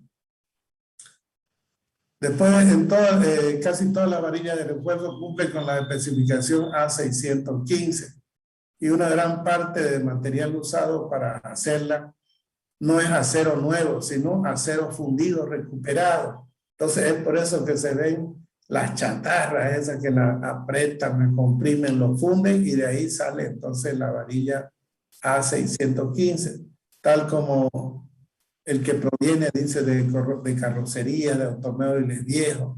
Las varillas que cumplen con la especificación A706 se usa donde la soldadura o la flexión son de importancia particular. No siempre es fácil conseguir estas varillas con los distribuidores locales, la A706. Ahora, es pequeña la diferencia en costo entre el acero de refuerzo con resistencia de fluencia de 40 y 60. Por ello, las varillas de 60 son las más comunes usadas en el diseño de concreto reforzado. Bien, aquí en Santa Cruz igual el costo de la varilla lisa con el costo de varilla corrugada es el mismo. Entonces igual cuesta. Después, la sección 20.2 de ACI 318, esta es la norma 214, contempla dos métodos para determinar la resistencia a fluencia especificada de las varillas y los alambrones que no están preesforzados. El método del corrimiento, usando un corrimiento al 2%, ¿no? Y el punto de fluencia por el método de la fuerza de parada. Siempre que la varilla o el alambre que no estén preesforzados tengan un tipo bien definido en la forma de rodilla de punto de fluencia. O sea, hacen el ensayo estirando hasta el 2%. 2% equivale al 20 por 1000, ¿no es cierto? Y en realidad estiran y más o menos al 2 por 1000 se comporta lineal. Y una vez se comporta lineal, de ahí la curva del acero sube, sigue recto y de ahí sube, adquiere un poco más de resistencia y de ahí baja. Pero es larga esa zona plástica. A eso se refiere. Ahora, la sección 20.224 de ACI 318 ha establecido un límite superior en la resistencia del acero de 100.000 kilolibras, o sea, 100 kilolibras equivale a 100.000 libras por pulgada cuadrada en la resistencia a la fluencia que se permite para los cálculos de diseño de concreto reforzado. Si nosotros tenemos 100.000 libras, equivale entonces, a ver, veamos, 100.000 por 0.0703 equivale a 7.030 kilos por centímetro cuadrado, entonces la resistencia de fluencia. Pero para concreto reforzado utilizamos concreto hasta de 18.000. Ya vamos a ver otro tipo de acero, los aceros de grado 250 y de grado 270. Si ponemos el de grado 270, quiere decir 270.000 libras, multiplicado por 0.0730, ese es de 18.981 kilos por centímetro cuadrado. Son los aceros para tendones, ¿no es cierto? Este de aquí se refiere a varillas de hormigón pretensado, barras de hormigón pretensado, ese sería el límite. Muy bien. Bien, a través de los años dice, ha habido demanda creciente de los grados de 75 y de grado de 100, particularmente en edificios de gran altura, en que se usan en combinación con concreto de alta resistencia. Entonces, si utilizo hormigón de alta resistencia, utilizaré concreto de acero de alta resistencia para que sea más económico, ¿no? Se obtienen así columnas más pequeñas, más espacio para los pisos rentables y menos cimentación, menos peso. Las cimentaciones van a ser menores debido al menor peso de los edificios más ligeros que resultan, o sea, más livianos. Los aceros de grado 75 y grado 100 son aceros considerablemente más caros Y la varilla número 14 y número 18 suelen ser difíciles de conseguir. Con frecuencia tienen que ser pedidas especialmente a los fabricantes. Esto significa que puede ser necesario un laminado especial para suministrar ese acero. En consecuencia, el uso puede no ser económicamente rentable, viable, a menos que se ordenen a menos de 50 y 60 toneladas. Imagínense, para poder comprar y pedir, tienen que ser uno pedir 50 o 60 toneladas para arriba. Y también, ya que hablan así de toneladas, le voy comunicando que cuando ustedes van y compran el acero a Monterrey o a Perro Todo o a otro, a La Loma, entonces más barato es por tonelada, ¿ya? Más barato, pero venden por tonelada, o vendían, no sé, hace rato que no compraron, pero vendían a partir de 4 toneladas para arriba. Entonces, si yo necesito 4 toneladas, la pido por tonelada, me sale más barato que comprarla por barra, ¿ya? Eso es importante. Ahora, los esfuerzos de fluencia arriba de 60 kilolibras, o sea, 60,000 libras, o sea, de 4,200 kilos o 420 megapascal, se obtienen en las mallas de alambre soldado. O sea, esta fluencia también viene en las mallas de alambre soldado. Pero los esfuerzos especificados deben corresponder a uno de los 2 métodos prescritos, dice, ¿no? De la sección 20.2.2 de ACI. La malla lisa debe cumplir ASTM A185. Estas son las normas, entonces, para que cumplan. Mientras que las mallas corrugadas no pueden ser menor que el diseño D4, otra forma de diseño, y debe cumplir con ASTM 496. Ya son las reglas de los materiales, ¿no? El módulo de elasticidad, esto es importante. El módulo de elasticidad del acero, y lo voy a destacar con amarillo, para los aceros no preesforzados, es decir, para los hormigón no postezado, el módulo es 29 por 10 a la 6 libras por pulgada cuadrada. Entonces, anótenselo bien. Ya nosotros estamos acostumbrados a decir, el módulo del acero es 2.1. Entonces, ahorita vamos a ver cuánto sería el módulo del acero. Entonces, tengo 29 por 10 a la 6, ¿no es cierto? Por pulgada cuadrada. Si lo multiplico por el factor de conversión de 0.073, voy a tener que equivale a 2.038.700 kilos por centímetro cuadrado. Y nosotros estamos acostumbrados a 2.100.000, o sea, 2.100.000 kilos por centímetro cuadrado, y había sido menor. 2.038.700 kilos por centímetro cuadrado. Este valor vamos a utilizar, ¿ya? De aquí en adelante en los cálculos vamos a utilizar el módulo de elasticidad del acero. Sería 29, o sea, 29 millones de libras por pulgada cuadrada. Lo convertimos a kilos por centímetro cuadrado, sería 2.038.700 kilos por centímetro cuadrado. Muy bien. Ahora, en el acero para preesforzado, es decir, para postezado o pretezado, varía un poco de fabricante a fabricante, con un valor medio del módulo de elasticidad de 27 millones de libras por pulgada cuadrada. Es decir, un poco más resistente, su módulo un poco más, 27 elevado a la 6, entonces lo multiplico por 0.073, eso equivale a 1.898.100. Ese sería su módulo, 1.898.100.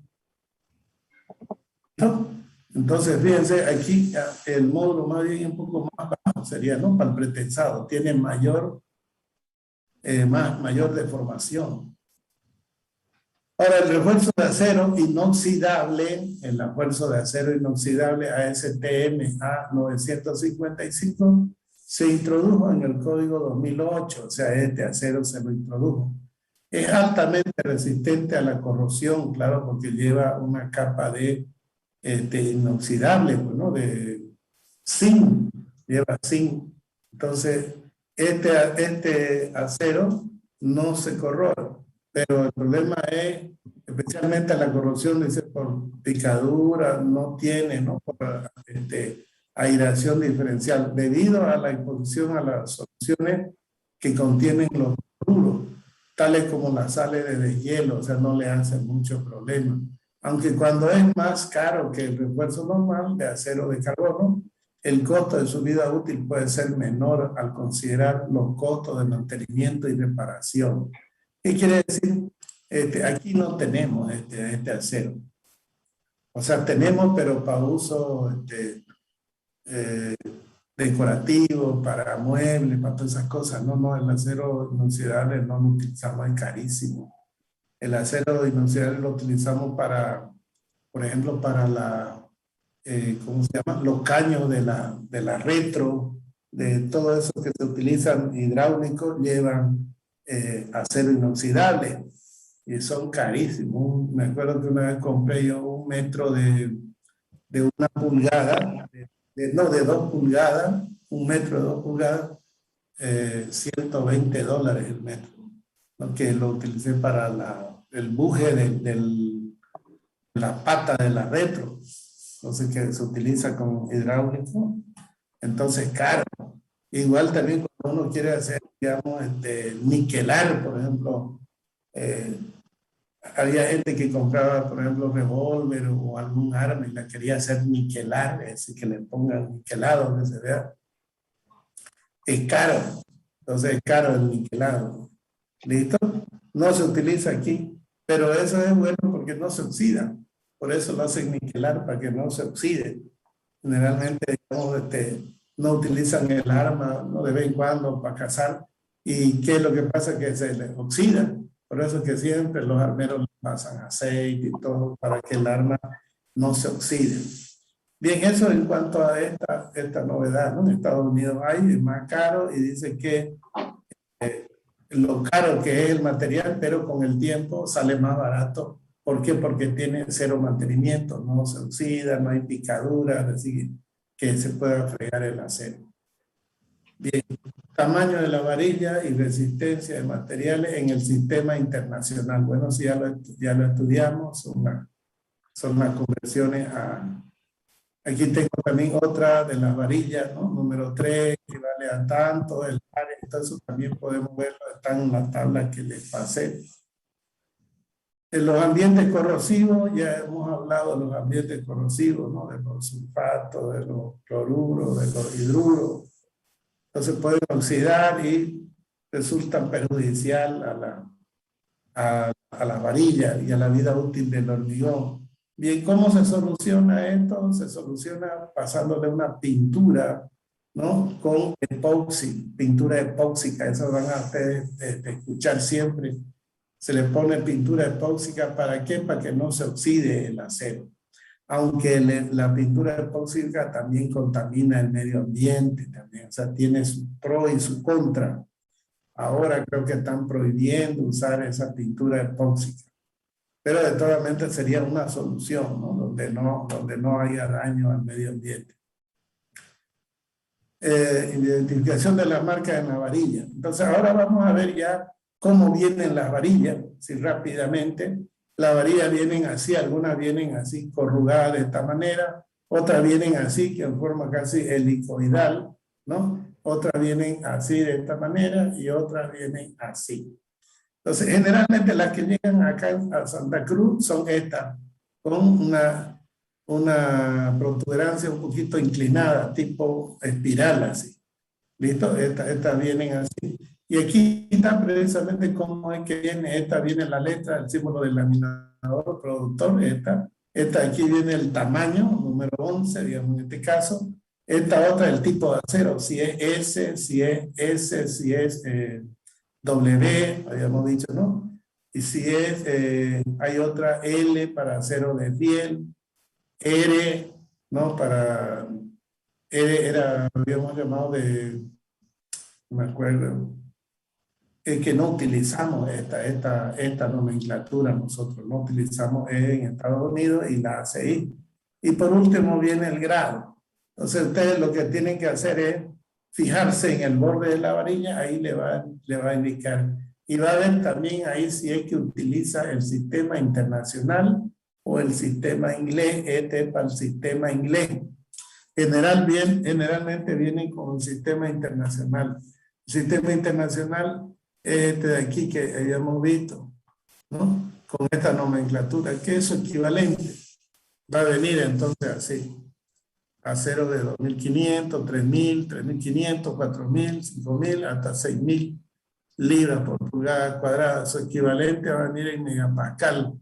Su equivalente sería 17, 21, 24, 28, 35 y 42 megapascal. Así viene su equivalente a esto de acá. Es cuestión de convertir nomás los grados. ¿Listo? Vamos a avanzar un poco más rápido porque se nos va a ir. La introducción a las cargas. La introducción a las cargas.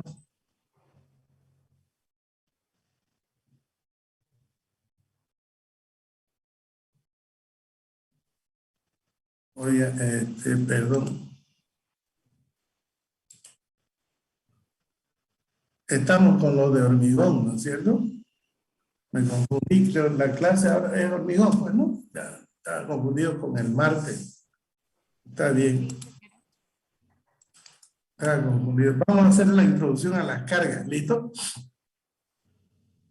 Las cargas que vamos a utilizar para el diseño del hormigón. Se consideran las cargas muertas. Las cargas muertas son el peso propio más algún otro elemento que esté permanente ahí. Por ejemplo, en la edificación está el peso propio, están los muebles, ¿no? O sea, los muebles que utilicemos, va a estar también los materiales de piso, eso va a estar permanente, ¿no? El mortero de asiento, esos pesos son adicionales al peso propio. Y también van a estar las instalaciones, ¿no? Si hay algunas instalaciones de acero, todas cosas pesan. Entonces, todo eso es la carga muerta que se denomina. ¿Listo? Sería el peso propio más algún peso de algunos elementos que permanecen en la estructura. Ahora, las cargas vivas son las cargas de las personas o las cargas si es que es un edificio para taller, movimiento, entonces va a haber movimiento, eso se llama cargas vivas. ¿Listo? Y aquí tenemos esta tabla, sáquenle una foto a esta tabla y me la van a convertir de libras por pie cuadrado, me lo van a convertir a kilos por metro cuadrado, aquí al ladito en Excel, ¿ya? Cópienlo porque se lo voy a dar para trabajo, para tarea. Y esta otra carga también, ¿no? Fíjense que tenemos aquí concreto reforzado de 12 pulgadas. Estas serían cargas muertas, ¿no? Cargas muertas. Concreto reforzado, o sea, el concreto armado de 12 pulgadas. En este caso estamos hablando de una losa, ¿no? 12 pulgadas equivale a 30, sería de espesor. Entonces, por metro cuadrado, eso, una losa de 30 vale 50 libras por pie cuadrado. Entonces lo multiplicamos por su factor de conversión. Loseta acústica para plafones de 1 libra por pie cuadrado. Cielo raso suspendido, 2 libras por pie cuadrado. Entonces, ¿se acuerdan de la conversión de libras por pie cuadrado? ¿Se acuerdan? Sí. ¿Cuánto es su factor de conversión? Inge, disculpa una preguntita. ¿Está compartiendo pantalla? No sé si en internet, que está medio lerdo. Un ratito, pues ya estoy abriendo el Excel de conversiones. Ahorita lo vamos a compartir, ¿ya? Solamente para mirar. Aquí tengo, Ya, Inge, gracias. en el Excel de conversión, ¿se acuerda que hicimos libra por pulgada cuadrada? Libras por pulgada cuadrada, tenemos el factor de conversión. Ahora, libra, kilolibras por pie, me sale el factor de conversión es de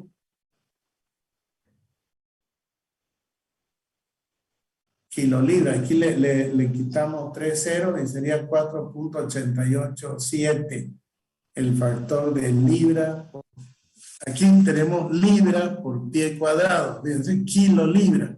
Y lo convertíamos, esos kilolibras lo convertíamos y me daba 4.886.8 kilos por metro cuadrado o 4.88 toneladas por metro cuadrado. Entonces, pero es kilolibra. Si fuera libra, entonces no va aquí 1 kilolibra es 1000 libras, no va esto, y esto se reduce también a 4.887, si lo redondeamos, kilos por metro cuadrado, o sea, equivalente a libra por pie cuadrado sería 4.8887. Vamos a ver entonces esta tablita de acá.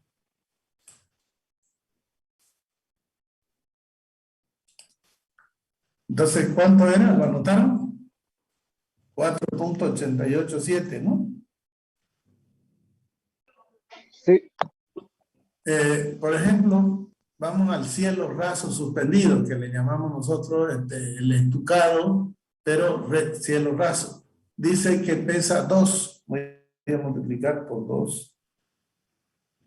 2 por 4.887 sería 9.77, ¿no? Aquí entonces hay que comparar qué es lo que utilizamos nuestra norma y esta sería parte de la ACI. La ACI en cuanto a carga, ¿listo? Ahí creo que utilizamos nosotros 10 o 12 kilos por metro cuadrado. Aquí la conversión me sale 9.77 kilos por metro cuadrado. Yeso sobre concreto, o sea, ya yeso, colocar yeso sobre el concreto, 5 libras por pie cuadrado. 5 entonces sería igual a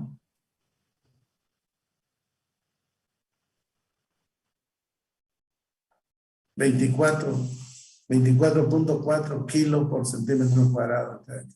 Baldosa de asfalto, o sea, baldosa de concreto asfáltico. También habría que ver qué espesor, ¿no? Aquí sale 2 libras. Techo de madera contrachapada, utilizan. Margen para los ductos mecánicos, 4 libras. Piso doble de madera de 2 por 2 pulgadas por 12 de 16. Esta no sé qué madera será. Loseta de linóleo o asfalto.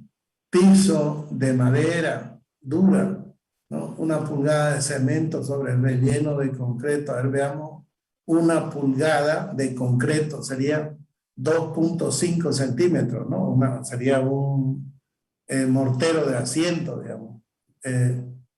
32 libras, 32 por 4.887 equivale a 156.3 kilos por metro cuadrado. Entonces te pesaba 1 pulgada. Después particiones de acero móviles, pisos derechos de madera de 1 pulgada. Estos pisos derechos son ¿cómo se llama? Los machimbres, ¿no? Después hilada de ladrillo de arcilla de 4 pulgadas. 4 pulgadas es 4 pulgadas son 2 pulgadas es 5, ¿no? 4 pulgadas es 10. Entonces el ladrillo sería más o menos como el adobito. ¿Cuánto por metro cuadrado pesan? Tenemos 39 por 4.887. Pesaría 190 kilos, 190.56. Casi 191 kilos por metro cuadrado. Aquí tenemos los ladrillos, ¿no? Ladrillos de arcilla para tener peso por metro cuadrado. Bien, ahí tenemos la idea y aquí tengo las cargas vivas, vestíbulos para recintos de reuniones. Dice 100 libras por pie cuadrado. 100 libras sería 100 por 4.887. Estamos hablando de 488 vestíbulos de recintos de reuniones. O sea, Aquí serían salas de reuniones, ¿no? 488. La norma europea utiliza 500 kilos por metro cuadrado. Salones de baile también, si tenemos arriba un edificio y van a ver salón de baile, también 488.7 kilos por metro cuadrado. La norma española utiliza 500, o sea, un poco más, ¿no? Sala de lectura de biblioteca, 60 libras por pulgada cuadrada para salas de biblioteca. Sala de estanterías en biblioteca, donde están los libros, las estanterías, 150. Talleres pequeños, 125 libras por pulgada cuadrada. Recinto de edificios de oficina, pesos para la carga de oficina, 50 libras por pie cuadrado. Habitaciones residenciales. Veamos las habitaciones residenciales.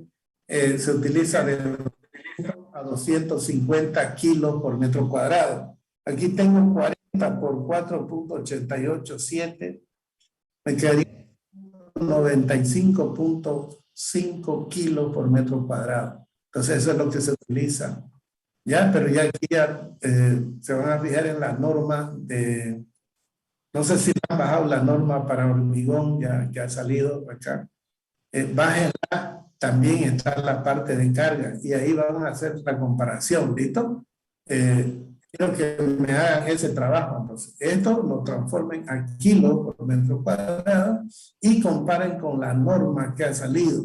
Entonces, se lo voy a dar ese trabajo, ya lo voy a preparar por Classroom para que ustedes investiguen. Bájensela la norma. Si es que no pueden bajársela, me avisan para que yo se la pase al grupo. Pero intenten bajarla ustedes. Inge, disculpe, ¿dónde nos lo podemos bajar la norma? De internet. La norma de hormigón, ponga norma de hormigón boliviana y le va a salir la IS00, no sé cuánto, tiene dos, una para carga y otro para hormigón. Entonces entren ahí a internet, busquen, si no pillan me avisan. Otro tipo de carga viva que hay son las cargas vivas para puentes, por ejemplo, ¿no? Esas son debido a los camiones, a puentes, si son los puentes para carreteras, son camiones pesos especiales. También hay camiones, mejor dicho, puentes ferroviarios, debido entonces serían a los trenes, ¿no? A la locomotora, peso de la locomotora, los vagones, etc. Otra carga viva que hay es la carga de impacto, ¿no? La carga de impacto. Esas cargas de impacto se utilizan también para tren, ¿no? Por debido a las cargas móviles hay un efecto dinámico. Por lo tanto, las cargas vivas de puente, además que son móviles, también provocan un impacto, una carga adicional debido al impacto. Hay cargas longitudinales, ¿no? Las cargas longitudinales pueden ser de fricción, de frenado, puede ser, son cargas también accidentales, ¿no? Son cargas vivas, mejor dicho. El ferrocarril, una frenada de ferrocarril, una frenada de un camión en un puente. Disculpe, ingeniero, que lo interrumpa. Tengo otra clase ya. ¿Me voy a salir ya? Gracias. Ya, está bien, está bien. Terminaré esto de una vez para que ya en la próxima clase entremos a la partida de cálculo. ¿Ya? 5 minutitos más, por favor. Entonces, hay otras cargas, por ejemplo, la carga de presión de suelo. La carga de presión de suelo en los sótanos, ¿no? En las alcantarillas que están enterradas abajo, ¿no? O sea, metidas abajo. Tienen un relleno por encima, entonces hay cargas también de suelo. También tenemos las cargas ambientales, o sea, debido al medio ambiente, a la zona. Son la carga de nieve, la carga de hielo, ¿no? A veces, bueno, nosotros no tenemos aquí, pero en Estados Unidos se congelan los ríos. Y esos bloques de hielo van viajando con la corriente y van y chocan a las pilas. Entonces se hace un cálculo, una verificación para que no fallen las pilas al choque de hielo. ¿Listo? Nieva, hay nieve y entonces esa cae sobre los techos. Y es una carga que permanece ahí hasta que dura el invierno y de ahí se va descongelando y hay que prever esa carga también en los casos donde en los ambientes, pues, ¿no es cierto?, en la zona, si hay hielo, entonces hay que prever el peso de la nieve. Está también el peso de las aguas de lluvia. Ustedes me dirán, pero escurre, sí, escurre, el techo que tienen pendiente escurre. Ahí no se considera porque cae y escurre. Sin embargo, en los techos que tienen losa, ¿no? La losa generalmente, aunque le den pendiente, a veces no le dan mucha pendiente y queda estancada, queda encharcada, ¿no? Y a veces no son suficientes los drenajes que le ponen y se inunda, la terraza se inunda y comienza a haber goteras y todo, hasta que drene por los drenajes que le dejan de repente muy pequeños. Entonces va a haber un momento en que el peso del agua va a estar la estructura va a estar sometida al peso del agua. Entonces hay que prever eso, dependiendo de su construcción, ¿no? Otro fenómeno ambiental es el viento. Hay zonas bien expuestas y hay zonas que no son muy expuestas. Expuestas quiere decir raso, son zonas rasas. Por ejemplo, Santa Cruz es plano, no hay montaña que nos defienda. En cambio, donde hay montaña, el viento viene y, bueno, forma remolino y todo, pero algo lo frena al viento. Las ciudades que están en la costa de mar, por ejemplo, son las que sufren. Por eso ustedes están viendo en la noticia cada vez tifones, hay tornados, etcétera, ¿no? Hay, ¿cómo se llama? Los vientos huracanados que se forman por Estados Unidos, por el Caribe, etcétera, es porque es una zona de costa, porque el mar limpio deja que se desarrollen velocidades grandes de viento. Entonces ahí hay que tener cuidado. Gracias a Dios no tenemos mucho de eso, pero hay que prever la fuerza del viento. ¿Listo? Y aquí aparece ya en el capítulo 26 y 31 de las especificaciones, anótense esta, ASCE 710, ¿no? Hay procedimientos para el cálculo, para estimar entonces la fuerza del viento. ASCE, le había dicho que es la Sociedad Americana de Ingenieros Civiles, ¿no? Sociedad Americana de Ingenieros Civiles. Ella es la que se ocupa de regular las cargas, entonces para edificios, para sismos, para todas esas cosas. Bájenla, también está en español, pero viene en unidades del sistema internacional. Pueden bajársela y alguna parte ponerla en Excel y hacer las transformaciones para las unidades MKS. Entonces, y aquí habla un poco de las cargas de viento, no vamos a entrar en detalle, pero luego también habla de las cargas sísmicas. Las cargas sísmicas, entonces, ¿cuál sería? En realidad la carga sísmica, no hay carga sísmica, lo que hay es un movimiento sísmico.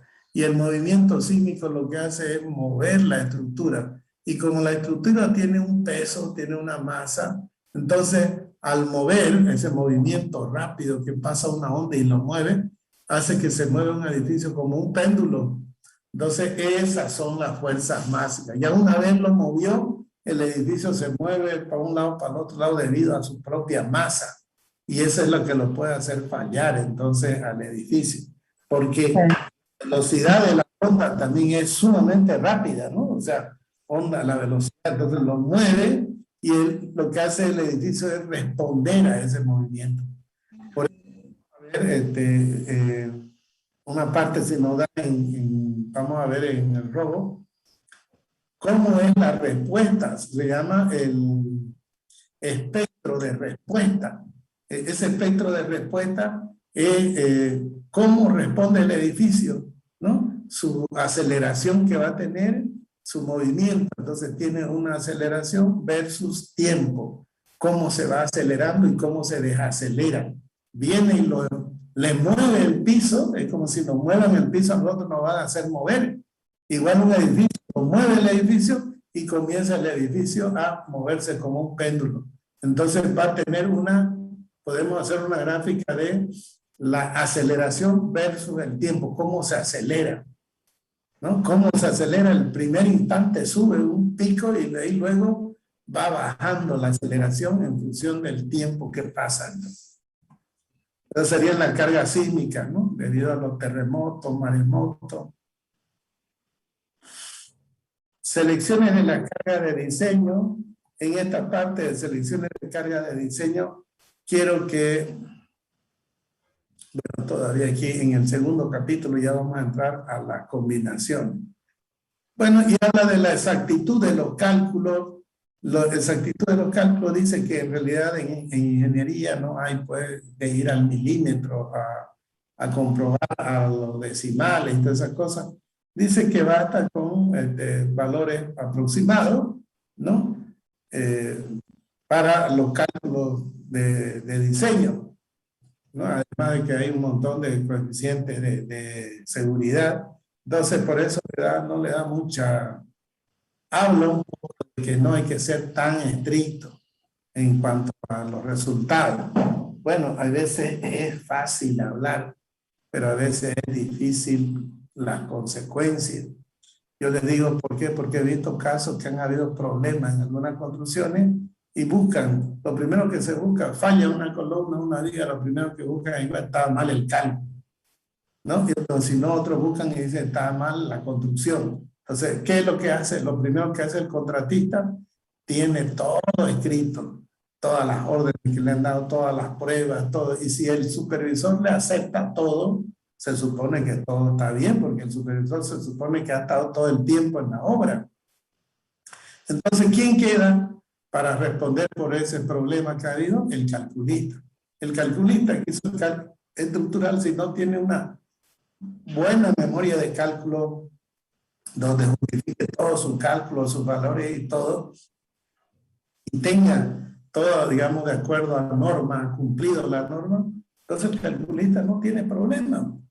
Por eso es que ahí, en esos cálculos, ya en esas revisiones, nosotros como calculistas, digo nosotros porque yo he calculado, no tenemos por qué arriesgarnos. O sea, no hay por qué arriesgarse. Hay que calcular, ya vamos a ver los cálculos y tomar, redondear para arriba, no para abajo. Y estar dentro de los márgenes de las normas. ¿Listo? No hay por qué uno tenga que, no, nos recogemos menos, entonces lo redondeamos para abajo. No, porque puede haber problemas y si le piden que redondeemos para abajo, van a buscar dónde, la parte legal y todo, quién tiene que echarle la culpa. Por supuesto, la empresa constructora seguramente debe ser más poderosa económicamente, ¿no es cierto? Tienen más plata que un calculista o una consultora, entonces van a querer darle al que tiene menos fuerza. Por eso es que el consultor, todo que tiene menos peso económico, no tiene que arriesgarse. ¿Listo? Que no pase, digamos, como pasó en el Málaga, todas esas cosas. No hay que arriesgarse. No porque, digamos, que no sea, que no nos interesa la economía, nos interesa, pero tampoco podemos ponernos en riesgo nosotros como diseñistas o calculistas, ¿ya? Entonces, eso habla aquí, habla también de la computadora, del diseño, y habla también de que este libro tiene ejercicio para resolver en computadora. Nosotros también vamos a utilizar el Excel para hacer nuestra fórmula y resolver de una manera más rápida y, qué sé yo, hacer los pulsos y comprobarlo con nuestro Excel. ¿Ya? Muy bien. Entonces hemos terminado este capítulo que es largo, pero vale la pena tener una idea general. Ahora, para el próximo lunes, vamos a entrar al análisis de vigas sometido a flexión. ¿Ok? Y el lunes también ya va a ver la exposición de su trabajo. Yo, mientras tanto, le voy a preparar el trabajo que le he dicho en cuanto a las varillas, ¿no es cierto? Las convenciones de las varillas. ¿Y qué más le dije? De los fierros, todo eso le voy a pedir que me haga la convención. Ah, de las cargas, ¿no? De las cargas. No sé si tienen alguna consulta, esa sería la parte teórica más pesadita que hay, pero ya aquí entramos a la parte ya de diseño, cálculo. ¿Tienen alguna consulta? No tienen. Muy bien, nos vemos. No, ingeniero. Hasta luego.